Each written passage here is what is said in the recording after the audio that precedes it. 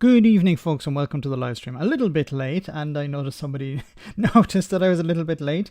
Reminds me of a story of somebody I used to share a house with in Dublin who used to live in Switzerland, and he told me that the elderly people waiting for the bus would complain if the bus was 30 seconds late. I'm a little bit more than 30 seconds late tonight, but I'm here. That's the main thing. So let's get going. I want to say hello to everyone who's on the stream. I see David McGuinness is here.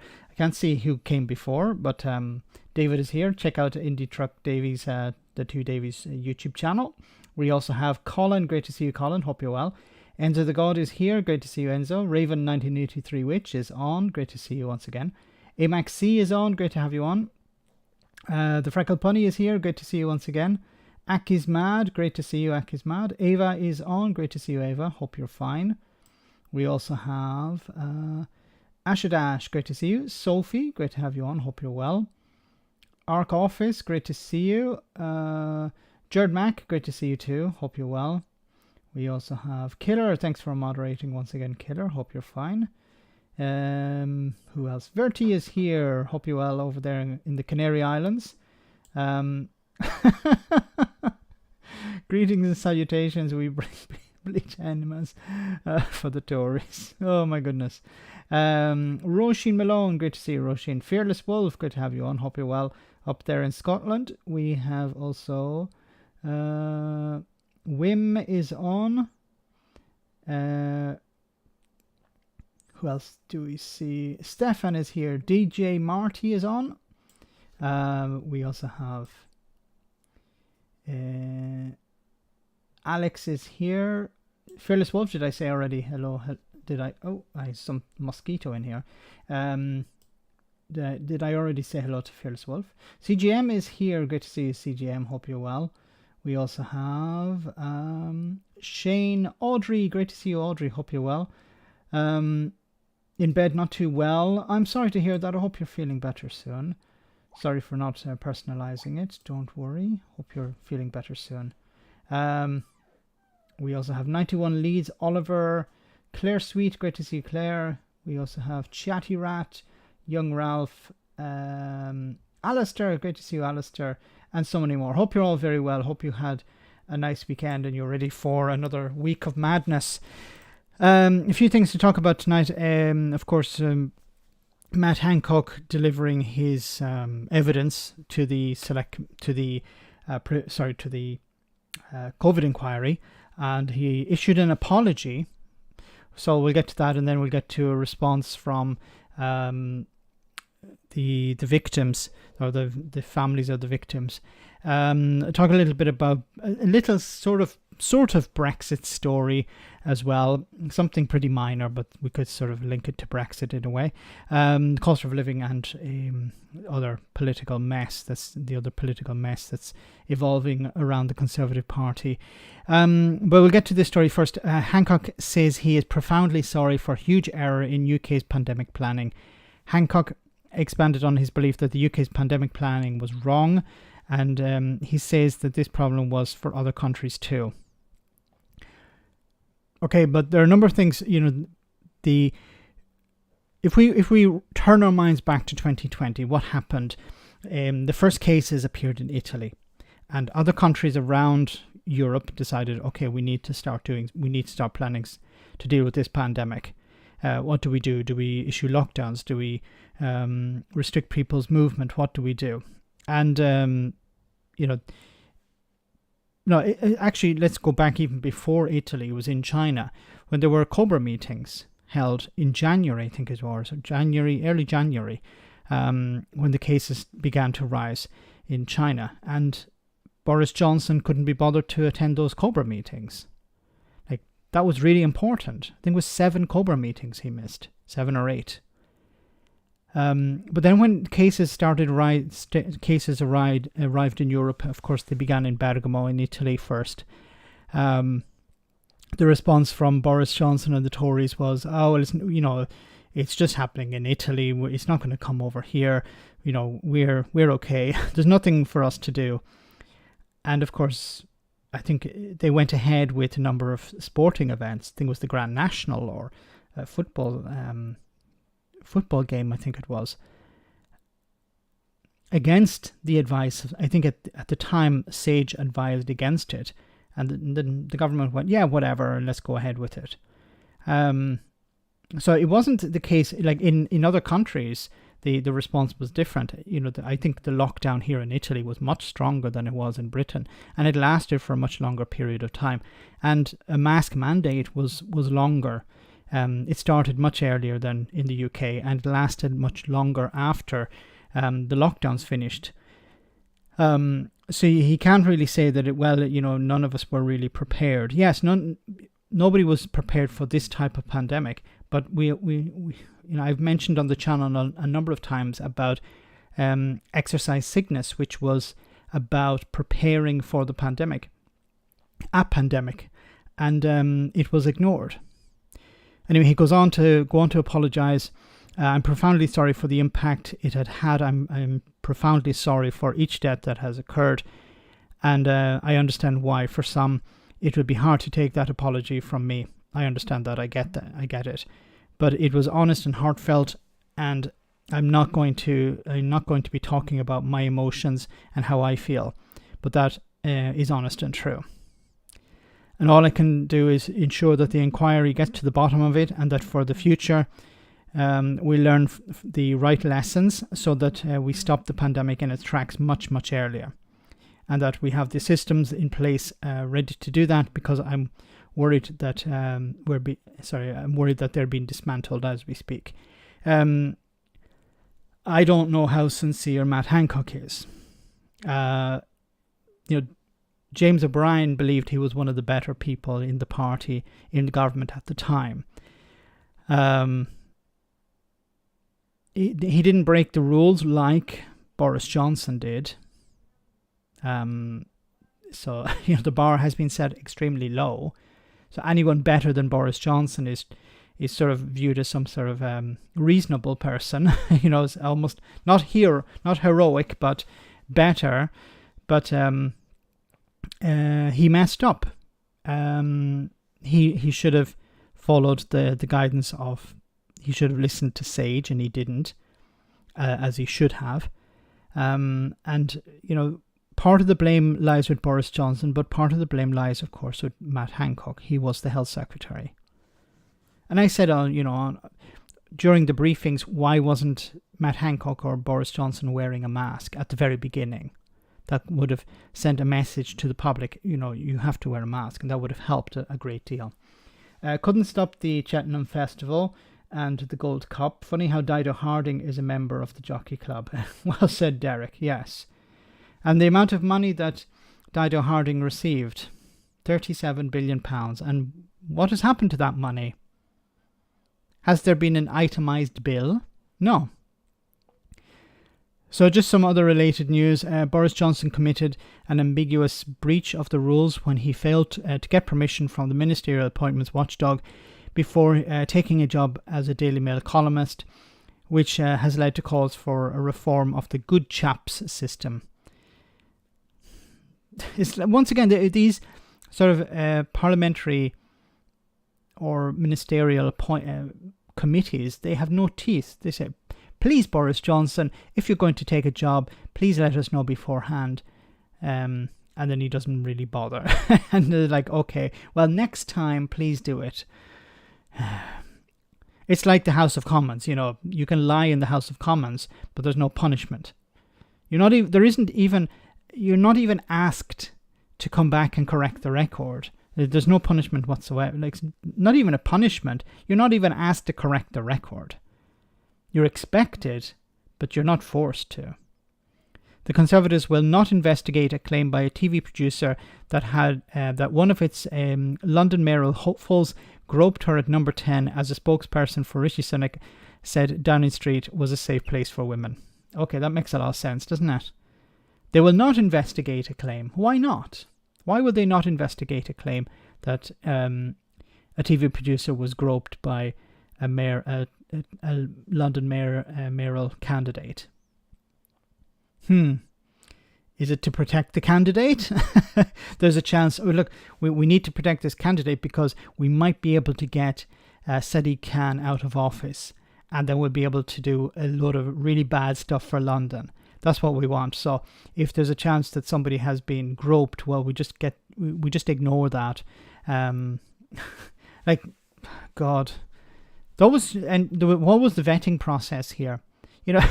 Couldn't they have a vetting process, something like, are you corrupt? Do you grope people?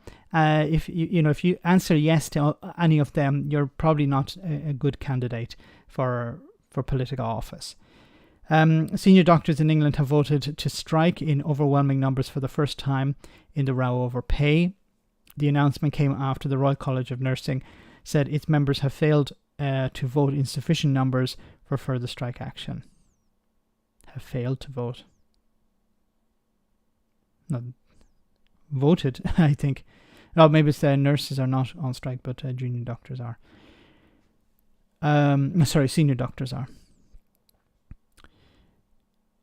And one thing with not Matt Hancock, but Dominic Raab. Remember Dominic Raab's Bill of Rights? Well, Dominic Raab not happy about decision to ditch Bill of Rights. It is disappointing to see a major conservative reform, which would strengthen free speech and help us deport many foreign criminals, dropped from the government's agenda. All the wrong people will celebrate.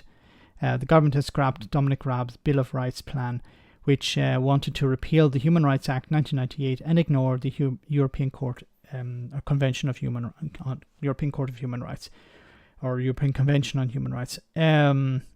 This was a non-starter. This was, like I had said before, that this was not going to. This is so, and the reason I said it is quite simple. The Human Rights Act is there as part of the Good Friday Agreement. The Good Friday Agreement needs the European Court of Human Rights. It's enshrined within the Good Friday Agreement, and as part of UK legislation, you have the Human Rights Act. And getting rid of the Human Rights Act would put you in collision course with the Good Friday Agreement, and of course that would put you in collision course with the European Union and the United States. And the US have said that if the UK government undermined the Good Friday Agreement in any way, they would impose some sort of sanctions. So you'd be getting rid of the Human Rights Act to appeal to a few racists and bigots and to keep Dominic Raab happy. Dominic Raab, the same guy who didn't read the Good Friday Agreement when he was Brexit minister, and Dominic Raab, who doesn't know where Dover is, or, well, maybe he knows where Dover is, but he doesn't know the value of Dover. David McGuinness, thanks so much for that super chat. In Scotland, you can get up to 2 years in jail for misleading Parliament. No parliamentary privilege here. That's great. And I think parliamentary privilege can be a double-edged sword. In a sense, you can say things, and we saw recently. I'm a huge advocate for people telling the truth. Okay, and I really wish people would be called out on lies in the House of Commons. If you lie to Parliament, you should be called out, and you shouldn't be allowed to lie. But I also like the fact that you have a sort of immunity. You have a special privilege in Parliament where you can say things that you cannot say outside. So we saw it with it may have actually been an SNP MP who called out Russian oligarchs, the ones who were hiding money in Londongrad. I think it was it may have actually been an SNP MP who did that. So and they did it through. They were able to do it. They couldn't be sued because they were using their parliamentary privilege to do that, which I think is important. I think it should be maintained. The benefits perhaps outweigh the costs. But when it comes to lying to Parliament, that's a different issue. And you shouldn't be if you lie, you should be called out on that. Or if you can't be forced to correct the record, you should be called a liar. And we know that Boris Johnson is a liar. You notice how it's possible, and thanks David for that super chat. It's interesting how people will call Boris Johnson a liar now, and they won't get punished because Boris Johnson's not an MP. He's no longer protected by parliamentary privilege. Thanks, David. Majik, thanks so much for that super chat. College of Nurses didn't meet the 50% threshold. Okay, thanks, Majik. So it was senior doctors have voted for strike action, but the College of Nurses didn't meet the 50% threshold. And I believe the threshold is set by the government. It's not an internal thing. Maggie Pie, thanks so much for that super chat. Does Dominic Raab get GB in an island yet? is I get that GB is an island yet? I'm not sure if Dominic Raab, I love the name, understands that Great Britain is an island. This guy qualified as a bloody solicitor, as a lawyer. How the hell did that happen? I like his response when it came to, did you read the Good Friday Agreement? He's like, I have read bits of it. I have referred to it in the past. He was the Brexit minister at the time when they were saying, well, Northern Ireland is not going to be an issue. Thanks, Maggie Pie. This is the response from an organisation representing the bereaved in response to Matt Hancock's apology. Well, we were standing there with the photos of our loved ones. This is my brother Mark Herring. He was 54 when he died on the 19th of March 2020. And Hancock, approached us, and I weren't having any of it. I was like, no, don't you even think about it. And I turned my back on him. And he was looking for forgiveness. But I said, forever, you'll be forever looking for, because you're not going to get it off. You'll be forever looking for forgiveness because you're not going to get it off the bereaved. What did he say to you? He didn't even get a chance to say anything to me. I just turned my back on him because he is absolutely disgraceful. Our loved ones died on his watch, and he is accountable and should be held accountable for all the deaths. Did he start by saying sorry? Yes, it seemed that way, that he was trying to apologise, but I told him, don't even go there. I said at the time that Matt Hancock should have resigned. He should have resigned earlier on in the pandemic. He should have said, look, I can't do this. I'm not capable of doing this job, and resign and give it to somebody who's capable of it. But he held on. That was part of the problem as well. It's, and then with all the information came out about PPE contracts and his mate who owns the pub or down the pub or whatever it was, and he should have resigned at that stage, and he didn't. So it was a case of, him apologizing later. Is it sincere? I don't think so.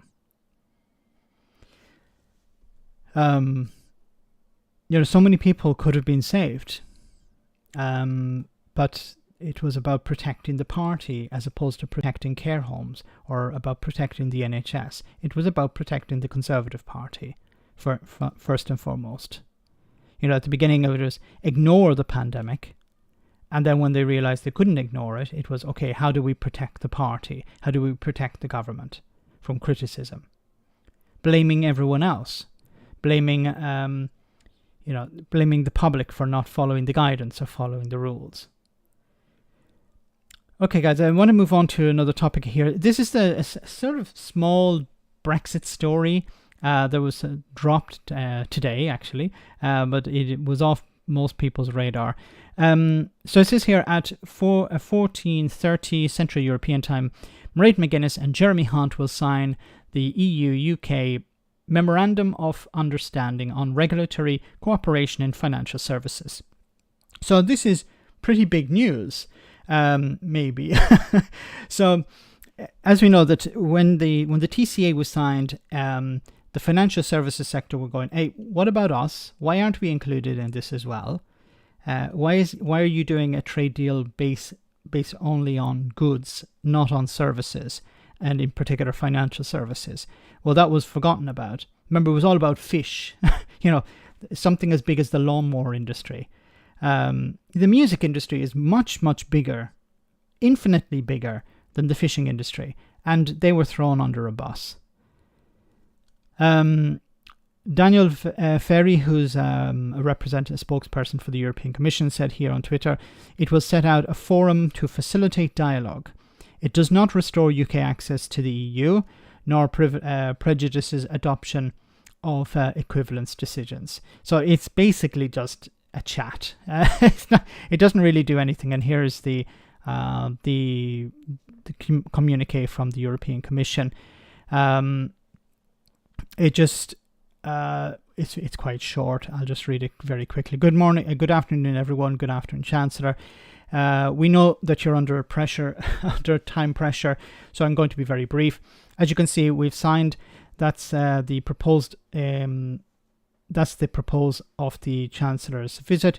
We've signed the Memorandum of Understanding between the European Union and the UK and the United Kingdom, and this deals with regulatory cooperation in financial services. I think it's fair to say we've turned a page in our relationship based on the Windsor Framework, and indeed, thanks to the leadership of President von der Leyen and Vice President Maroš Šefčovič, and Prime Minister Rishi Sunak. This allows us to move forward in a spirit of partnership based on trust, cooperation, and delivering benefits for people on both sides. And this Memorandum of Understanding we've just signed is one example of the benefits of partnership. So in concrete terms, it sets up a forum that will allow our services, DG FISMA on our side here in the EU level and HM Treasury on the UK side to meet on a regular basis, so we can do with partners as we do with other partners, including the United States. So this is basically just a forum, as they said, and we expect the first meeting of this forum to take place this autumn. And this structured cooperation will let both sides talk to each other about things like regulatory changes on both sides, international developments, or risks to financial markets. Because we share a commitment to financial stability, market integrity, and protecting consumers and investors. And while the UK is no longer in the EU or indeed the single market, we still share many of the same issues and challenges like fighting financial crime, supporting sustainable finance, and enabling digital finance. So it's really positive that we have this structured cooperation in place. And that's it. So it's a bit of a chat, a place where both sides can come and discuss changes to regulation, stuff like that. But once again, this is not, it's not really any progress. It's not going to help, not really going to make any big changes here. So it's, as I said, it's just a forum. Let me read some of your comments, guys, before I continue. Does this mean companies doing business in the UK but based in Dublin and Luxembourg will pay taxes? Somehow, seriously, I doubt it. No, it's not. So what I'm hearing is the UK is finally unblocked, but not forgiven for the break. Yes. Tories is so close to sounding like toadies. Damn Tories, always the financial sector. What about manufacturing, trade, engineering, and science? Yes, they're being ignored at the moment. Although they do have the TCA, which isn't worth all that much. My money's on Cruella being the next Tory leader, for sure. Yeah, I think, Stephanie, it can go either way. It could... It's more likely that it will be a headbanger, because the current leader is not a headbanger. So when the Tories lose... the headbangers in the party will say, oh, we lost because Rishi Sunak isn't a real conservative, and they're going to back some headbanger. And it will need that headbanger to be defeated or replaced either at the next general election, the one after the next one, or them just to be replaced because they're not making any movement in, they're not really able to hold the Labour government to account. Or if they take more hits, then that headbanger will be replaced with perhaps a more pragmatic figure. Or it could be replaced by another headbanger. So, yeah, but I think the money will be on Suella Braverman maybe. Or maybe Kemi Badenoch, but I would say more Suella Braverman. You can see the right-wing media is really, really behind her. They think she's doing a wonderful job. Like, they're constantly complaining about immigration, but they never say, why isn't Suella Braverman doing something about this? So that's, which I talked about in the video yesterday, or today, yesterday, which is, okay. Okay, about future governments. Starmer fails to commit to recommended public sector pay rises. So a Labour leader says his party is facing a really damaged economy if they win power at the next election. This is a little bit concerning because you would hope that Labour would present some positive message for the future, but it seems to be, we're inheriting a shit show. We're going to probably have to impose austerity. And please tell me that's not the case. I hope I'm wrong here, but I have a terrible fear that the Labour Party will be a party of austerity, because they say, oh, look, we've inherited such a disaster, we're going to have to cut public services. I really hope that's not the case, because you should be going in the opposite direction. Prime Minister Rishi Sunak has faced a backlash from opposition parties and unions after hinting he would not adopt proposals from peer review bodies for the coming year in a bid to tackle inflation. Asked at the New Statesman event what his course of action would be, Mr. Starmer did not answer the question and instead pointed to the UK's really badly damaged economy. Roisin, thank you so much for that super chat. EU officials said it only sets up a space where the two sides can talk, doesn't restore UK access to the EU or prejudices adoption of equivalence decisions. Yeah, so it's just a talking shop, really. It's good to talk. What was that old advertising campaign? It's good to talk. Was that BT? I don't remember. But yeah, it's good that both sides are talking. The EU says these are the new rules and regulations we're bringing out. We're going to give you an advanced copy to review, to look at. You're not going to be able to make any decisions on them. Like, these are the rules. You're going to have to follow them. But it's better that it exists than it doesn't. But it's not going to change anything. It's not going to, as you said, it's not going to change anything on the UK side. The UK is still outside the single market. It's still outside the EU. But and you notice that the UK media didn't really cover this today. It is something positive, but it doesn't really change anything. Thanks very much, Roisin. Gareth, thank you so much for that super chat too. I was today years old when I realized that the head of the Wagner Group looks like a bald version of Lee Anderson. For your information, he's angry because the stroganoff costs more than 30 wee pennies. Oh my goodness. Now I won't be able to see the head of the Wagner Group in the same light anymore. Thanks so much, Gareth. Yes. The idea that oh my god, and Lee Anderson has already set himself up on GB News. He has his own show. He's getting paid £100,000 a year to talk absolute twaddle. And I'm completely against this idea that you have somebody who's a member of parliament also working in the media. Like, they're supposed to represent their constituents, but I think Lee Anderson understands that he's not going to get elected at the next election. He's not going to be re-elected at the next election. So he's already, prepared something for himself, so that when he loses, he can just say, look, I have my GB News job. And I think I think when Labour are in power, GB News is going to be turned right up to 11, because at the moment they're criticising the government somewhat, but when Labour are in power, they're going to go completely off the scale. Thanks, Gareth.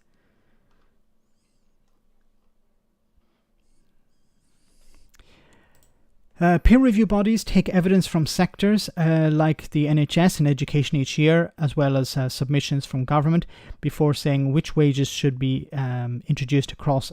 Which wage rises should be saying what saying what wage rises should be introduced across the public sector for the following 12 months. The peer review body's recommendations are expected to be published next month, alongside formal pay offers, with reports claiming that the proposed figure could be around 6% for the health service and 6.5% for teachers. Still way below inflation, so still taking a pay cut in real terms. Amid anger from unions about numbers failing to match inflation last year, Health Secretary Steve Barclay insisted it was right for ministers to continue to defer to what process to ensure decisions balance the need for staff in the wider economy. But it's they used to be saying we can't give you more money because the independent pay review body said we shouldn't, and now the independent pay review body is saying 6.5%, and the Tory government says, well, we don't really have to listen to those guys. Ask for Labour's position on the review body recommendations. Sir Keir said he understood that there was a real squeeze on workers, saying their wages hadn't gone up in real terms for 13 years. He put the blame on at the door of the Conservatives for their failure to grow the economy and the additional damage that Liz Truss did. But Mr Starmer did not say he would accept peer review body recommendations if he became Prime Minister, instead saying, I'm not going to hide from this. If we are privileged enough to come into power at the next election, and I hope that we are, so that we can serve our country, we're going to inherit a real mess, a really badly damaged economy. Public services that aren't on their knees but on their face, the NHS in particular, and a sense that we've got to go at pace to try and repair, rebuild and run towards the future which is available for us as a country. And Rachel Reeves, the Shadow Chancellor, has been clear that we will require us to have strong fiscal rules which we're not going to break. But as you know, we urgently need to get on with the task now of picking the country up, rebuilding and moving forwards. I'm a bit concerned about this because this sounds like austerity. We're going to inherit a mess, which is true. We're going to inherit a mess. Well, the solution would be to tax the richest in society, people who can shoulder who should be shouldering more of the burden. People who are not shouldering the burden at all at the moment. So the richest in society, this is what the Labour Party should do. Now, what they may do is not say that they're going to do this and then do it. Because saying we're going to tax the rich probably isn't a vote winner. But taxing the rich will fix a lot of these problems. So, look, maybe I'm giving them too much benefit of the doubt here. I don't know, but if there's, I fear this could go two ways. He could be honest. He could be honest here, and he could be saying, look, we're going to have to cut public services. We're going to have to work within tight budgets, and that's austerity. So he could be going down the road of austerity, or he could be being dishonest here, or not being completely honest, and then when he gets into power, he raises taxes on the rich. But he hasn't said, so it's only speculation and guesswork at the moment. Alistair, thanks so much for that super chat. Max, the 30p Lee show is now called One Brain Cell Lee. So cringe. I haven't seen it, and I'm not sure I want to see it. I think one of his guests was another member of GB News. That's that's how popular he is. What would it be about? It's like complaining about, lefty lawyers and Glastonbury, and I don't think there's anything positive. Would there be anything positive? Unless it's like this sort of fake patriotism about how Winston Churchill was a perfect human being. Or how the British Empire spread education and well-being to all it encountered. Is this the sort of positivity you would hear on his show? A negative would be, of course, Ramoners and the EU and woke and all of this. It's quite predictable. Thanks, Alistair. Regan Ali, thank you so much for that super chat. Max, Keir Starmer is in Murdoch's pocket. He, along with Sadiq Khan, attended his annual summer party on Thursday night. No. Sadiq Khan, no. Why? I didn't know about that. Thanks for that, Supergen. Thanks for that information. I'm not saying I understand Stormer doing it. Stormer has already written an article for The Sun, which has pissed off a lot of people, of course, in Liverpool, and rightly so. The argument, playing devil's advocate, it would be, well, he needs to reach out to people who already disagree with him and plant a seed in their minds. Maybe some of them can be switched over. I don't know how real that is, if that actually happens. Just speaking to people who read The Sun, are they willing to vote Labour? Maybe they did in the past. Maybe they're tired of the Tories, I don't know. But getting into bed with Rupert Murdoch is bad. We saw it before. And Sadiq Khan, I'm a huge fan of Sadiq Khan, and I'm surprised that he attended that. Moving on. As we were talking there about the NHS strike action, senior NHS doctors in England vote for a 2-day strike over pay. And you can see here they burnt out.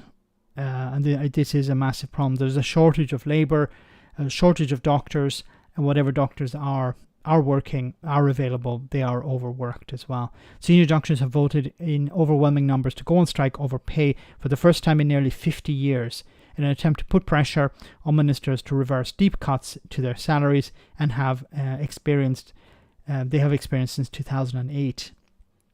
More than 24,000 consultants in England voted in the British Medical Association ballot, a turnout of 71%, with 20,741, 86% voting to strike, securing a large mandate for stoppages far above the 50% legal requirement. Hospital consultants will strike for 2 days from 7 a.m. on the 20th of July. That will bring major disruption to services that have already been had to reschedule 651,000 appointments since a wave of NHS strikes began last December.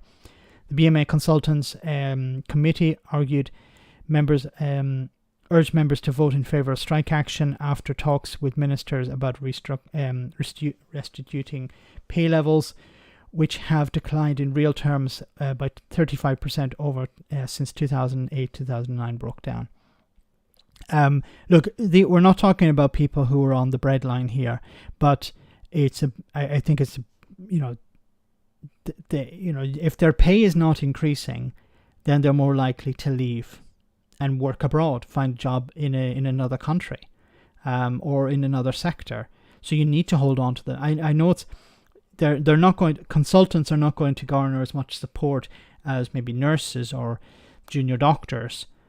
But you need consultants, and if they're not being paid sufficiently, if they're not seeing their pay increase, then they're going to leave, and they're going to create more disruption. The strike action is disruptive, but losing consultants is more disruptive. This is the problem and Mick Lynch is very good at explaining this, is that people will complain, the media will complain when train drivers are on strike, or when rail staff are on strike, and say, oh, the service is crap because they're on strike. But the problem is the service is crap when they're working. So it's not them that's the problem, it's the lack of investment. And the NHS is in a very bad state. The Tories have managed to make it one of the least popular healthcare services in Europe. That's down to the Tories, because back in 2007, 2008, 2009, and right up to 2010, before the Tories came in, it was the gold standard. It was one of the best. It was regarded as one of the best in the world, if not the best in the world, and has completely collapsed down the rankings because of Tory cuts to funding, and of course the privatisation within the NHS, and these political battles with the trade unions. Pancaking on, thanks so much for that super chat. I'm a huge fan of people genuinely apologising for their mistakes even years after, but I can understand these families not forgiving Hancock. Because I understand, and I'm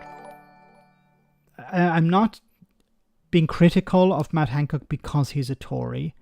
I'm critical of Hancock because he could have apologised much earlier on.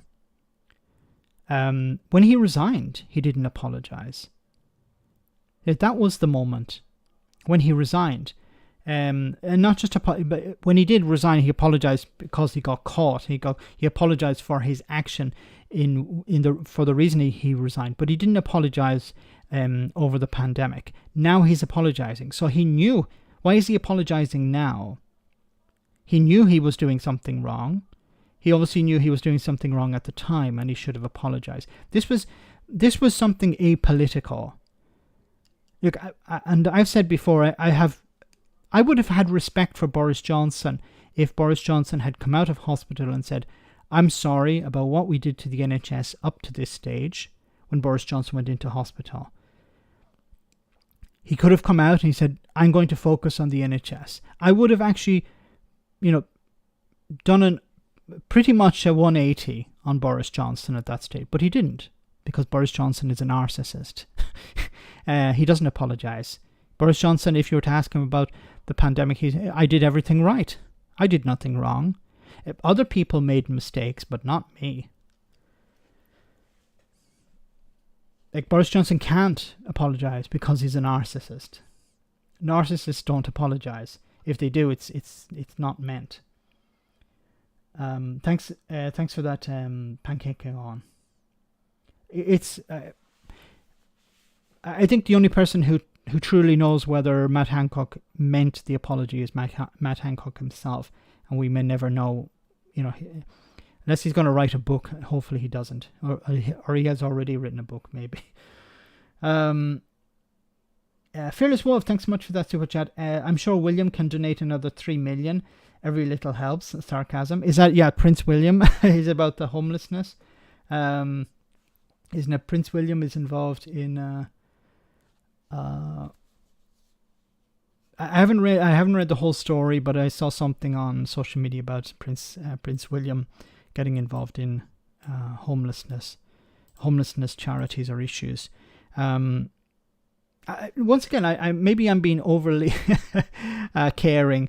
I'm no advocate of the monarchy, of course, and the royal family, but I view them as humans first, and I think Prince William is a human first of all. So he understands he can't do a lot. He can't go outside protocol. So I think maybe he can care about homelessness, but there's probably pressure on him not to go too far because it would be it would break protocol, and he will be a future king, so he will probably be the next king. But once again, you have a significant amount of influence, not power, but influence, and his mother did great things for about the issue of landmines. So I think he could do something when it comes to homelessness. I'm not talking about stunts. I'm talking about actually working with charities, promoting charities that help, and trying to push for legislation in the House of Commons to help people, put pressure on politicians to help people. He can do it as a citizen or as a subject. Is he a subject? I don't know. Well, he's under the king, so he is a subject. So as a subject, he could say, look, I think we should do something about homelessness. I want to put pressure on politicians of all parties. He doesn't have to be partisan, but he said, we should do something about this. I'm going to push for legislation to help homeless people. That's something he could do. I think maybe he is sincere, but he is restricted by protocol. Hospital consultants are set to take industrial action. Tell us more about that. Yeah, that's right. Senior doctors in England, Mark, these medical consultants, will strike on the 20th and 21st of July next month. These are members of the British Medical Association, as I say, affecting consultants who are members of that union and working within England. 86 80% of their membership voted yes. They had a 71% turnout, so that's more than 24,000 of their consultants voted in the BMA's ballot. Effectively, this is going to be a 48-hour walkout affecting routine services, but we understand that emergency care will be covered. But this is, as I say, planned strike action. It will result in so-called Christmas Day services. What does that mean? I.e., there won't be any routine surgery or appointments. And let's remember, this will come now, these 2 days, at the end of the junior doctors' strike, because they're planning to go on strike from the 13th of July until the 18th of July, effectively wiping out a week of elective surgery. But what is the alternative? They asked the government for better working conditions, better pay, and the government say, get lost. So what is the solution? You know, this is something I really wish journalists and the media would ask politicians when politicians say they shouldn't go on strike. What's the alternative? Tell us, what should they do instead of going on strike? How do they raise the issue with you or people like within your government? How do they deal with that? What's the alternative to going on strike? You know, if they're overworked and underpaid and they're leaving, like, you know, what are they supposed to do instead? Maggie Pie, thanks so much for that super chat. 30p Lee is GB News' Kim Kardashian of baked beans. I saw that. I was like, what the hell is going on here? Why is Lee Anderson giving a Tory MP beans? Spoon feeding him beans. Now, I saw some pretty rude comments underneath the video, which I won't repeat here, but it was some sort of, well, fetish or something, I'm not sure. I don't want to go down that road, but it was like, what the hell is going on here? I think we've reached the Earth's core. They're no longer the bottom of the barrel. We're at the Earth's core at this stage. Thanks, Mackie. Yes, it's something that sticks in your mind, unfortunately. Garrett, thanks so much for that super chat. Just imagine Grandpa Gam Gam tucking into grandkids. Baba Benefits Office. Okay, Baba Benefits Office, have you any wool? Yes, them.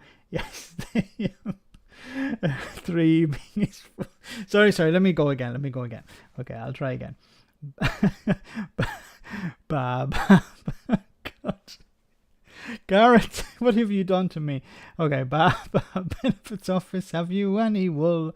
Yes, them. Yes, they. Yes, them. Yes, they. Yes, them. 3 dinghies full. But in order to access it, you need to have to fill out 18 billion customs forms. I can't sing that. Oh my goodness. But to the serious point, yes. Down to the Benefits Office. Where did that guy get his information from? Where did that guy get this idea that people can come off the boat and write down to the Benefits Office? The Benefits Office, you know, it's called the Work Centre. The Job Centre. It's called the Job Centre. It's about getting people off benefits and into jobs, into work. It's not about benefits. It's not, maybe who's confusing it with the Citizens Advice Bureau, but that's not a government organisation. Oh my goodness. There's really no need. Sing it, Max. Move over, Michael Bolton. You come here for the music, don't you? I'm wasted on YouTube. Oh my goodness. Okay, moving along. Yes, let's move along as quickly as possible. Sending asylum seekers to Rwanda will cost £169,000 a person, says Home Office. And once again, no criticism of Suella Braverman. So, oh God, the spending of this, the cost of sending a single person seeking asylum to Rwanda could be nearly £170,000, according to government analysis, which is immediately reigniting bitter rows over the controversial scheme. Wouldn't it be cheaper just to process claims? No? Much cheaper, I think. Wouldn't cost £170,000 to process an asylum claim. It's a piece of paper. Okay. Yes, it requires a bit of time to research, where this person is from. I'm not familiar with the process, but I imagine it requires a little bit of research. Okay, this person has arrived from this country. What are the issues facing this person in this country? Look, in most cases, they are granted asylum. Okay, 80% of cases, people are granted asylum. I don't think it costs anywhere near £100,000 or £170,000 to process a claim.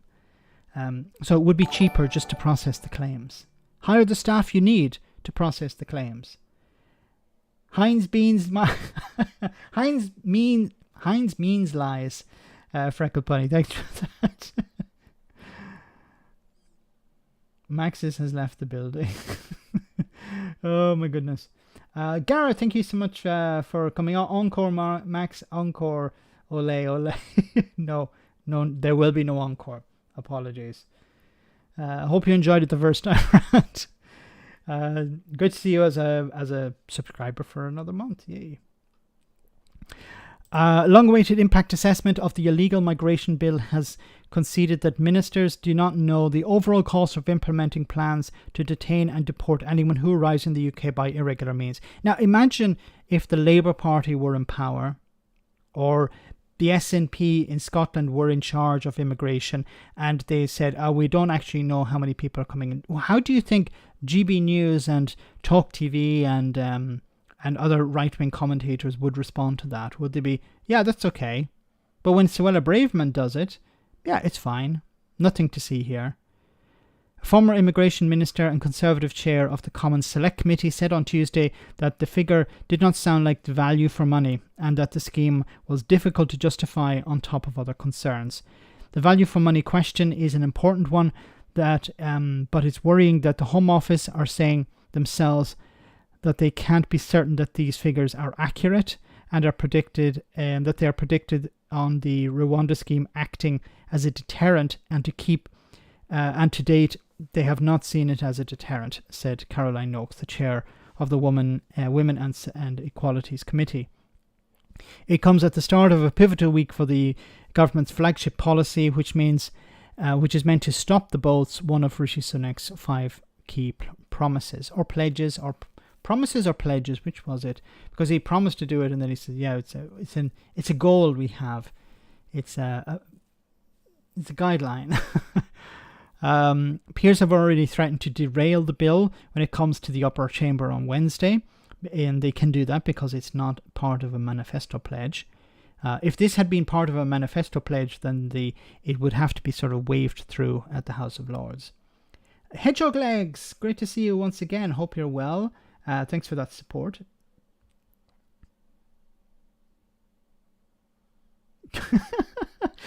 Derek says Lee Anderson took a girl back to his place. After 10 minutes she realized it's a ghost train. I don't get it, but okay. £170,000. Job Centre would not give you £1.70. On Thursday, the Court of Appeal is expected to rule on whether it's legal to deport people seeking asylum, including women and children, to Rwanda. I don't see how they could say this was legal, because these are people seeking asylum in the UK. So under international law, under UN conventions that the UK has signed up to, they should be allowed to claim asylum in Britain. That should be what they should be doing. That should be what the UK government is doing. Not sending people to Rwanda to claim asylum there, because that's people trafficking. How is that different to the people who are, taking people across the channel in a rubber boat? Yes, the method is somewhat different, but the approach is pretty much the same. You're moving people from one place to another and saying, okay, claim asylum there. When they arrive in the UK, they're being put on a plane and sent, no, claim asylum over there in Rwanda. Don't claim it here. That's a breach. Now, the Supreme Court originally said that they could do something like this, but I think they said you can do it in limited and specific ways. You can do it in some cases, and there are probably cases that could warrant it. Maybe if somebody is a risk to national security or something like that. But generally, I think in a general sense, you can't. I'm not a lawyer. I don't know the ins and outs of this, but it doesn't sound right. On Thursday, the Court of Appeal is expected to rule. Okay. Enver Solomon, the head of the Refugee Council, said the assessment failed to evaluate the true costs and consequences of the government's proposed legislation. If enacted, it in its current form, the bill would leave tens of thousands of refugees unable to access the protection they are entitled to under international law. It would cause hardship, cost billions of pounds, and do nothing to alleviate the current crisis and pressures within the asylum system, he said. Suella Braverman, the Home Secretary, said the assessment examining the cost of the illegal migration bill showed the government would save at least £106,000 per person detained from entering the UK by irregular means. How? Our impact assessment shows that doing nothing is not an option. Processing claims is doing something. I urge MPs and peers to back the bill to stop the boats so we can crack down on people smuggling gangs and replace them with Tory smuggling gangs while bringing our asylum system back into balance. What does that mean? But the assessment also claimed that relocating an individual to the Central African country or to another country is estimated to cost £169,000 based on previous government scheme. Now you know what's going to come out now, and I can guarantee you this. I haven't seen it yet, but I can guarantee it will come out. You're going to have all these experts appear on GB News or on Talk TV saying, "Oh, but it only costs like £100 for a flight to Rwanda. So why are we spending £169,000? Let's just put a load of people on and charter a flight and send it over for £5,000 or something like that." This is what you're going to hear. People who know absolutely nothing of how these things work and will say, well, this is just a waste of money. Why are we spending so much money? Or why don't we take the money from the people themselves or make them work it off or something? You're going to hear all these ridiculous arguments. Strange how the Gammons use the term of fighting age and not when they're not of working age. Yes. Because working age would be, oh, well, we don't want these people working here. We have shortages, but don't mention that. Don't mention the Brexit. I mentioned it once, but I got away with it. Well said, Sir Larry the Cat. Yes, of fighting age. Yeah, these men should be fighting in a war, but they didn't come from a war-torn country. They're, maybe they're gay. Some of them are gay, and they're being persecuted in their own country because they're gay. There isn't a war there. Why are you mentioning the age of these men as fighting age? Like, who are they supposed to fight? The government? If the government is bigoted? Fight gangs? Like if maybe your life is threatened by gangs, criminal gangs in the country, and the police is corrupt, and they're not willing to arrest these people. You're fighting age? What does that mean? It's all just a way of painting a picture of these people are not legitimate, or they have no reason to be in Britain. And once again, asylum seekers are all over the place, in the sense they're all over Europe and other countries near Europe. If we're focusing just on this part of the world, the ones that arrive in the UK is just a small percentage of the total number of people seeking asylum around Europe and around the world. Gareth, thanks so much for that super chat. Breaking news: Jeffrey Donaldson is on GB News. The DUP have kept an appointment. Suck my fiddlers. I don't want to know what that means. Finbar my fury. Shag my flag. I'm stunned. Oh my goodness. Jeffrey Donaldson is on GB News. Is it for an interview, or is he interviewing people? The way things are going at the moment. Thanks, Gareth. Thanks for that information. I will check it out later on. Might need to respond to something. the DUP's new Northern Ireland Protocol, border in the Irish Sea argument seems to be equivalent. What is it? I forget. Equivalent standards or dual standards or something like that. Where you would have two standards in Northern Ireland. So you'd have the UK standard, I believe, and the EU standard. So it would be extra paperwork for businesses in Northern Ireland and businesses in Britain as well. So, and of course, they're trying to give excuses why they don't want to go back into power sharing. And did you notice the Lion Rat generic said that there are no asylum seekers in Scotland? But of course he can say that in the House. Was it in the House of Commons he said that?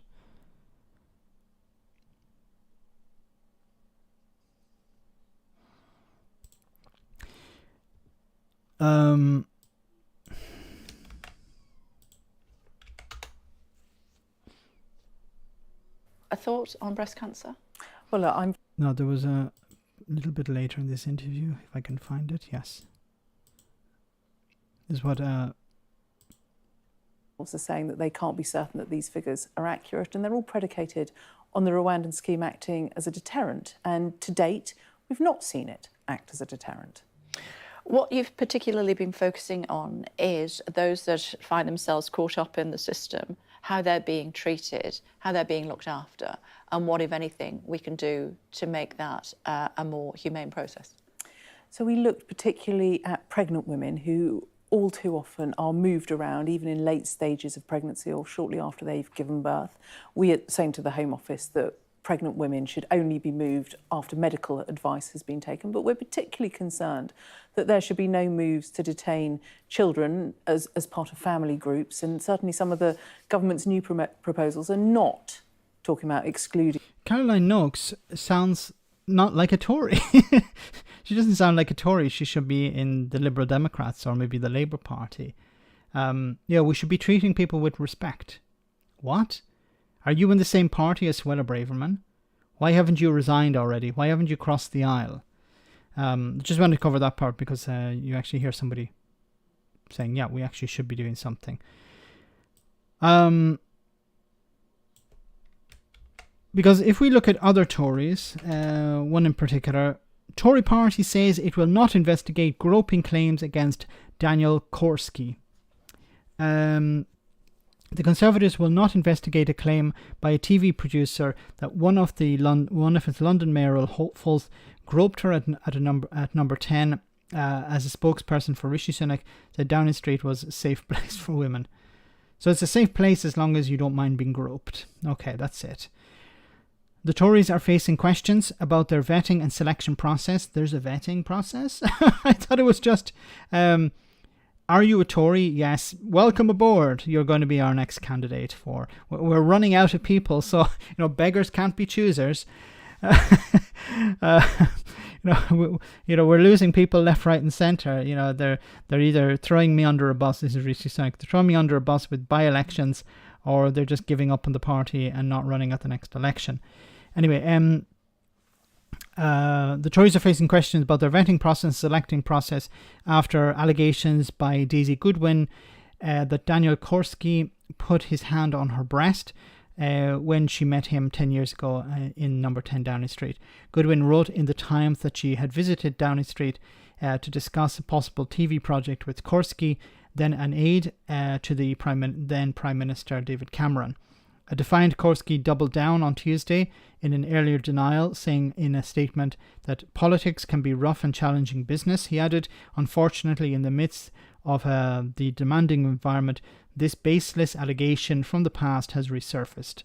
I want to unequivocally state that I categorically deny any claim of inappropriate behaviour and deny it will be denied when it was alluded to 7 years ago, and I do so now. In a later interview on Talk TV with the journalist Kate McCann, Korski said that he had been asked during the vetting process for his mayoral run if there were any outstanding issues the party should be aware of, and he said no. But he said that this allegation came up 7 years ago. So either he told them, well, as he says here, and I said, and I said to the party 7 years ago that there was a story. He said, I was never named in the story, but as far as I know, there was no investigation. But I did mention this to the party.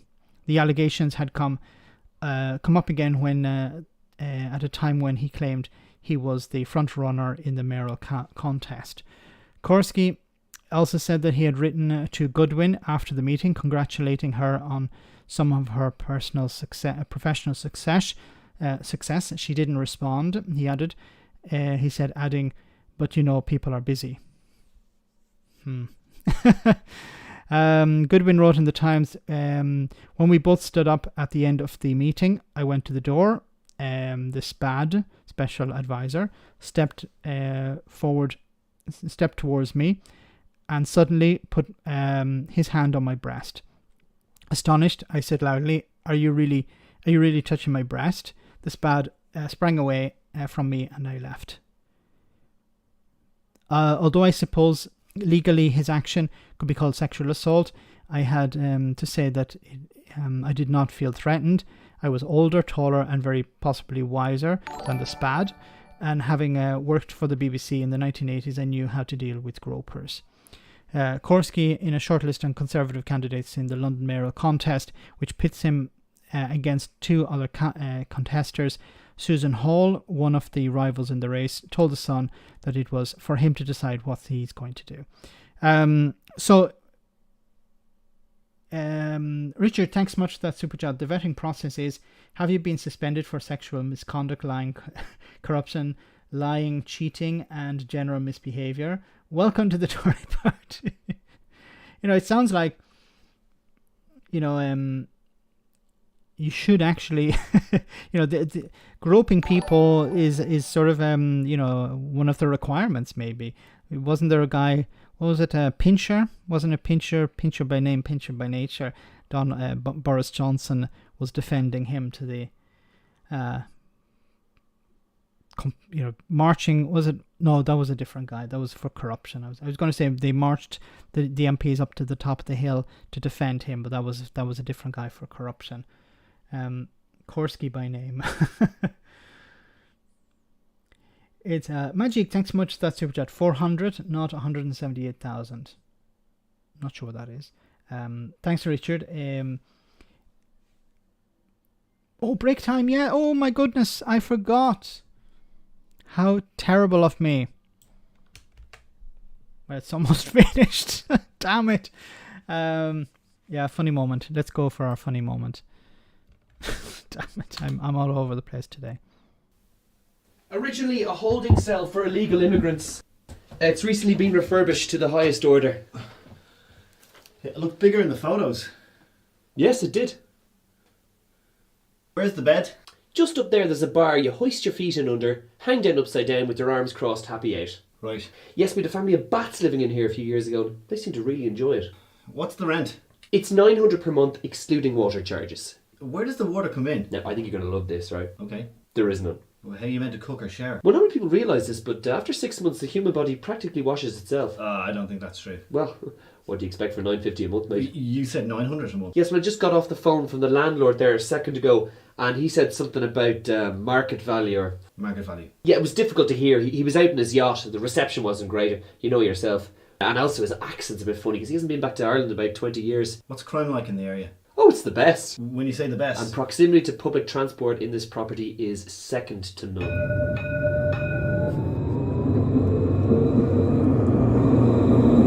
The next station is Rwanda. Please take your ticket and your change. Is there a fridge? No, but to be honest, it gets so cold in here in the winter that you wouldn't need one. Morning! Jesus! This is Vincent, your roommate. How are you? I thought you said this was a one bed. Come on, mate, what do you expect for $1,200 a month? $1,200? Yes, and that's guaranteed for the next 5 minutes. Right, I'll take it. Well, all I need from you now is 10 months rent, 2 years internet history, your junior cert results, and of course, the deposit. What? Brilliant, well I'll pop this in formaldehyde for you now, and you'll get it back a month after you move out, okay? Vincent, Hi. Nice to meet you. Doomed up. Yeah, it's pretty much like that. Oh my goodness. Okay. I didn't actually have this planned, but soaring numbers of rough sleepers in London extremely alarming. GLA data reveals over 1,700 more people on the streets compared to last year's amid the cost of living crisis.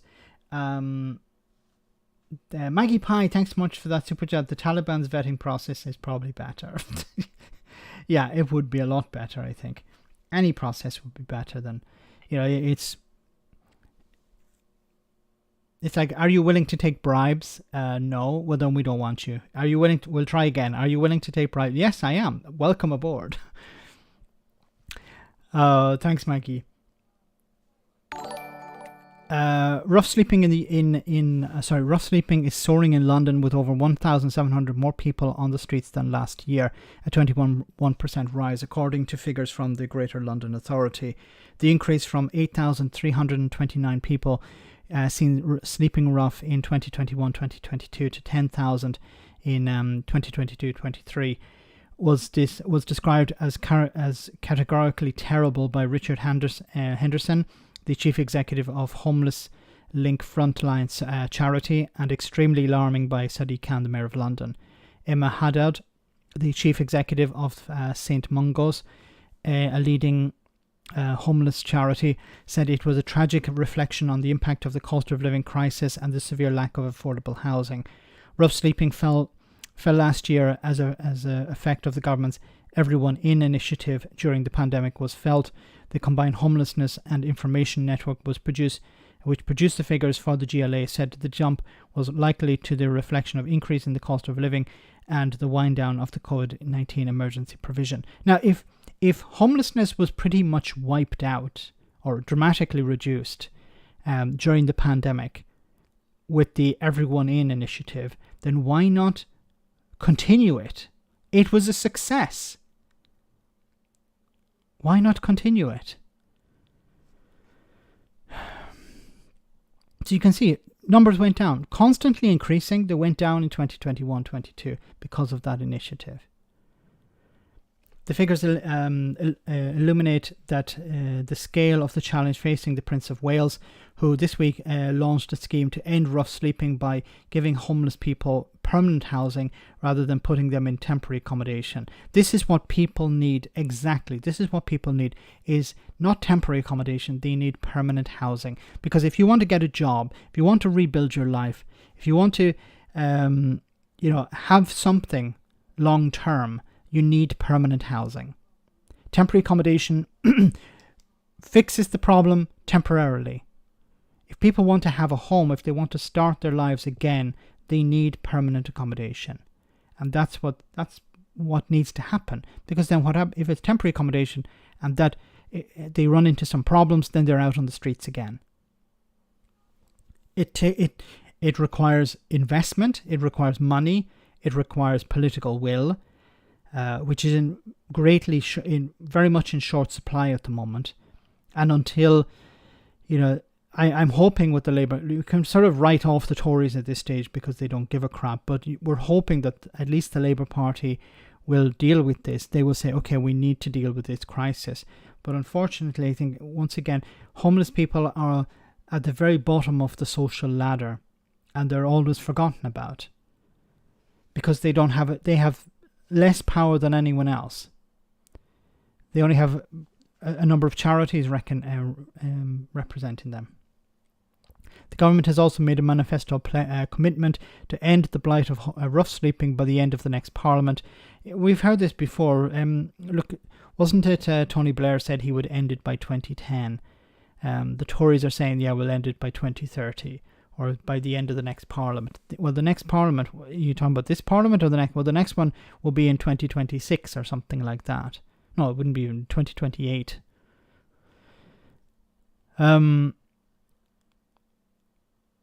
The far biggest rise in people bedding down in doorsteps and parks was in the city of Westminster, home to Parliament and central government. You would think when parliamentarians would see people on the street, or confronted by people on the street, they would say, we need to do something about this.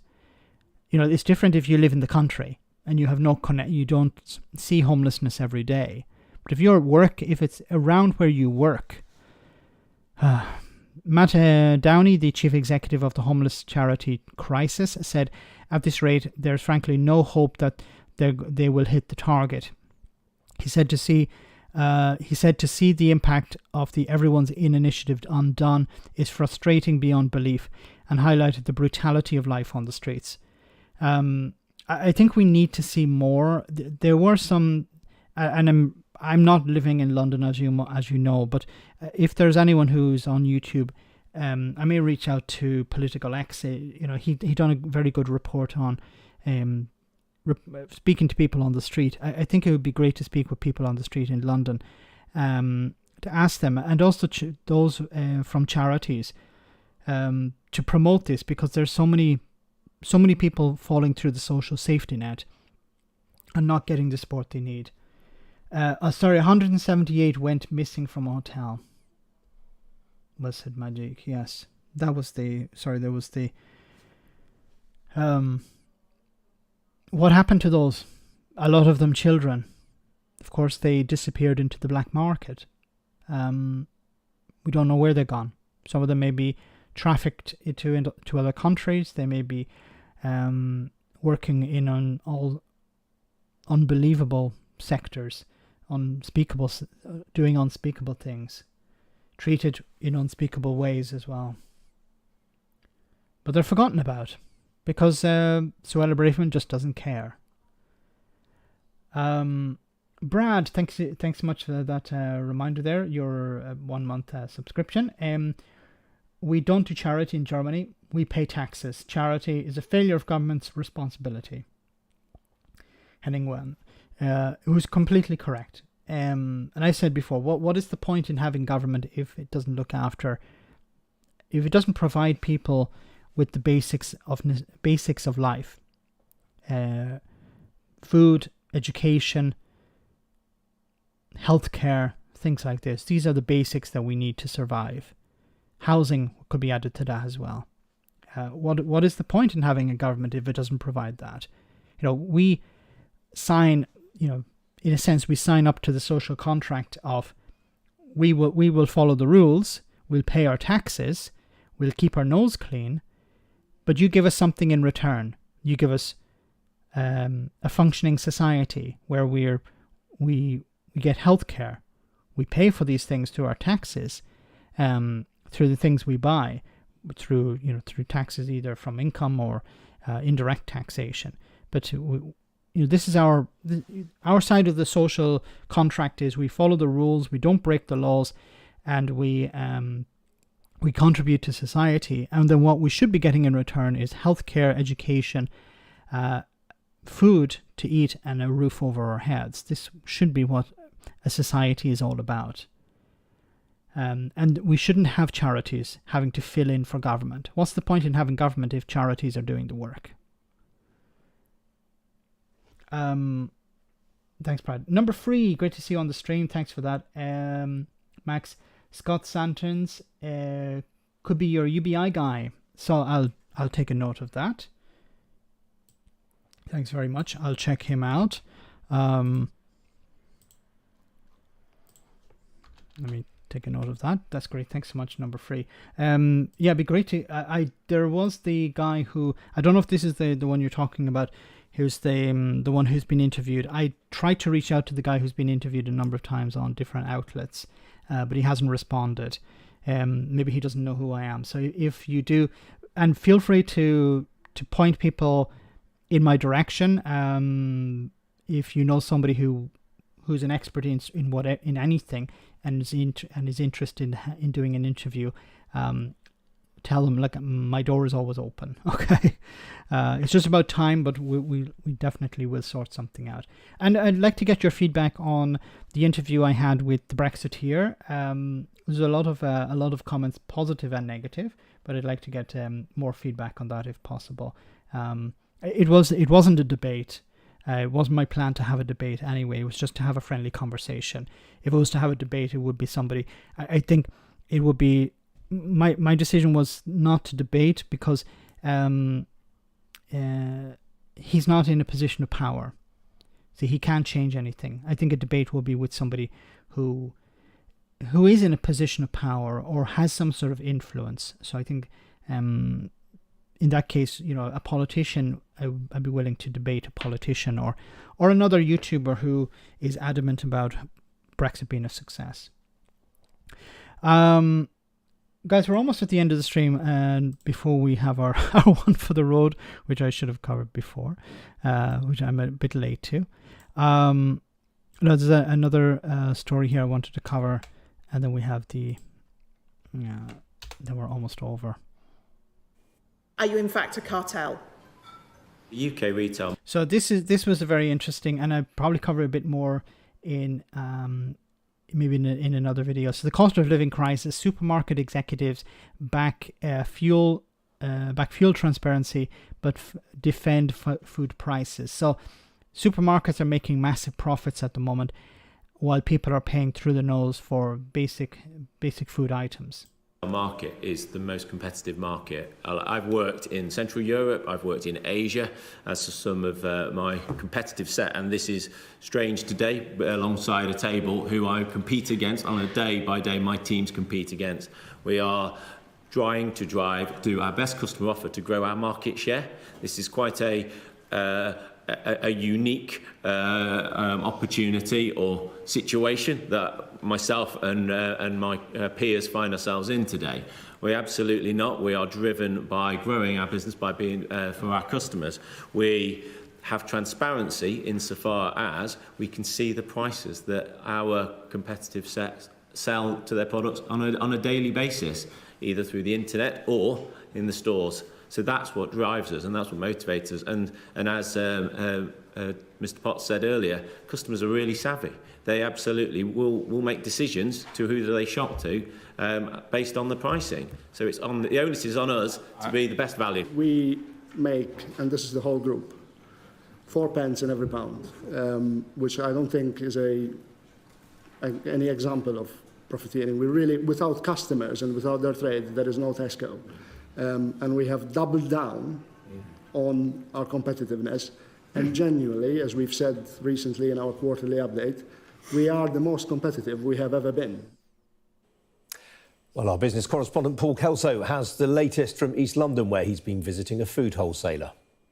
We're hearing, Ian, what are familiar arguments and arguments that have been made on this programme before by the big players in the food retail industry. We've got Asda, Morrisons, Sainsbury's and Tesco's, of course, in front of the Select Committee this morning. Notable that only Morrisons has seen fit to send along the Chief Executive. Dave Potts described it as a privilege to be there. The others are relying on Chief Financial Officers and the like. And they've faced a pretty consistent line of questioning thus far, which is, are you doing enough to protect customers and to avoid making excess profits as they have been characterised? And the chair of the committee pointing out that 3 of those 4 have made bigger profits in the last year than previously. Pretty familiar arguments from all of them that they are doing what they can to squeeze prices. They describe it as a very, very competitive sector. Tesco point out they are matching, as we know, with Aldi. 700 lines, they say, are matched to the discounters they're setting. Sorry, I'm just reading your comment. Man eats cup in background to cut the cost of it's just too high. Setting the price, if you like. Morrisons, Dave Potts saying they're as close as they've ever been to Aldi and Lidl in price. They all say they're investing. So Tesco are £400 million up. Look, they're making massive profit. It's like the energy companies. The energy companies realise, oh, the price of energy, wholesale price is going up. We're passing it on. We're making huge amounts of money.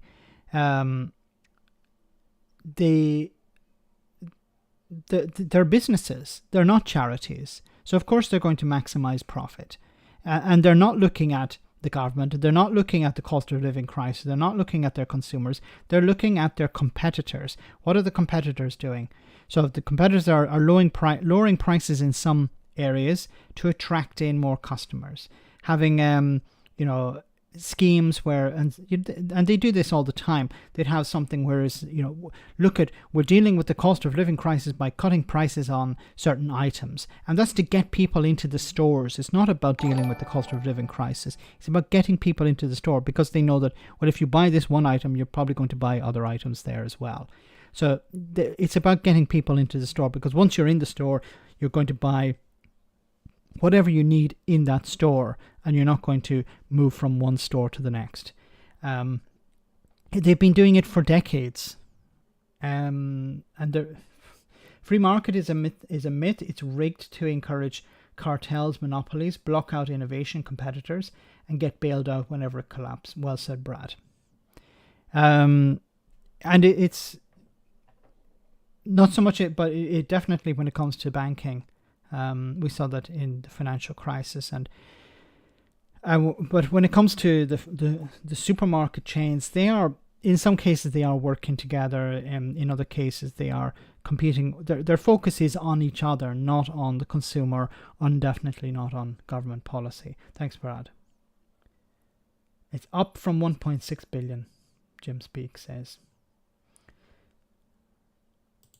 In what they offer customers, and they all say they're facing the same kind of pressures, including on wages, costs, and the inflationary pressures we've seen across the board. I'm at Wannis. This is an international food wholesaler. They supply many of the supermarkets who are in front of the Select Committee today with foods from around the world. And talking to the boss here, they, of course, facing those same inflationary pressures since COVID. Interruptions to supply chains, freight costs have gone up, fuel costs have gone up, seen an increase in the minimum wage. So the suppliers are being squeezed, their margins here are tighter. Of course, the supermarkets have a huge amount of buying power, so it may be difficult for those increased costs here to be passed on to the supermarkets. The question is, how does that end up when the customer gets to the till? Today, the British Retail Consortium, which represents these supermarkets, and that's what they're doing, is the supermarkets are saying to the wholesalers, well, we're going to buy a lot of your produce, your products, give us a good deal. So the wholesaler is squeezed, and then the supermarket can charge whatever they like to the final customer. Now, you will see them outbidding each other. Supermarkets will compete with each other on certain lines, but where there isn't competition, they will charge much more. And of course, prices will change on a daily basis, because they say, okay, we're selling this product more at the weekend, it's increased the price a little bit. We're selling it less during the week, reduce the price to clear stock. It's really complicated.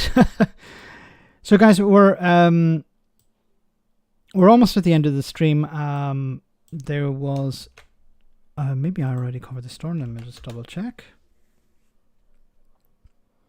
Very happy to. Yeah, so it's just about I mentioned it earlier in the stream.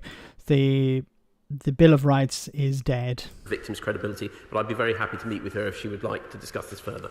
Robert Neal. Will the Lord Chancellor confirm that it remains the Government's intention to update and modernise our human rights law as necessary, but doing so whilst firmly remaining adherent to the Convention on Human Rights? Yes, that's correct. And I can say also that having carefully considered the Government's legislative programme in the round, I can inform the House we've decided not to proceed with the Bill of Rights. But let me say that the Government remains... The Bill of Rights is dead. Dominic Raab is not too happy. It was never going to be changed. As I said, it's fundamental to the Good Friday Agreement, so it's not going anywhere. So guys, we're almost at the end of the stream. I want to say thank you so much for coming on tonight. Finished on time, I think, or a little bit late. Started a little bit late. So I want to say thank you to everyone who came on. Thanks for all of the super chats, greatly appreciated.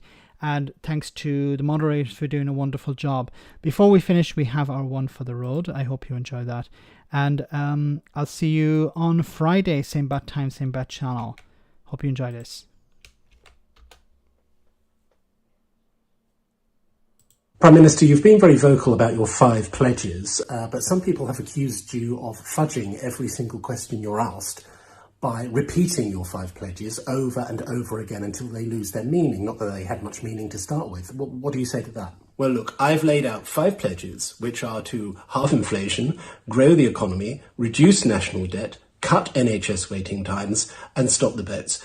Those are my priorities, and I believe those are the priorities of the British people. See, that's what I'm talking about. You just used your 5 pledges to avoid answering my question. I'm just asking what you say to people who accuse you of using the 5 pledges to avoid answering questions. Well, look, my priorities and the priorities of the British people, as I've said, is to halve inflation, grow national debt, reduce the economy, stop NHS waiting times and cut the votes. Those are my pledges, and that's what I'm going to deliver. You did it again. Can you stop doing that?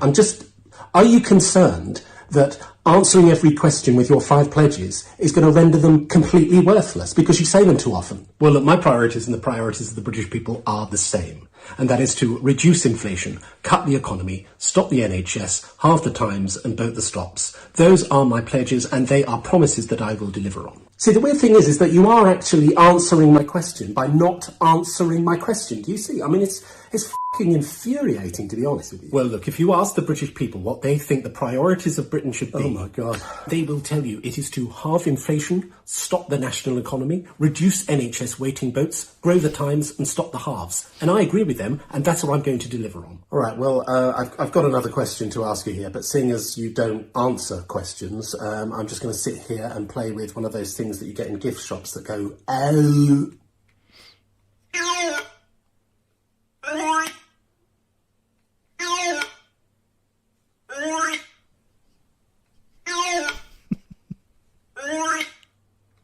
There you go. What's your answer to that? Well, look, my priorities are clear. I am going to stop inflation, cut the boats in half, reduce the time, and inflate the national NHS boat economy. Those are the priorities that the British public want me to deliver on, and I will. Prime Minister, thank you. Thank you. Have a great week, guys, and I'll see you on Friday, same bad time, same bad channel. Take care and good night.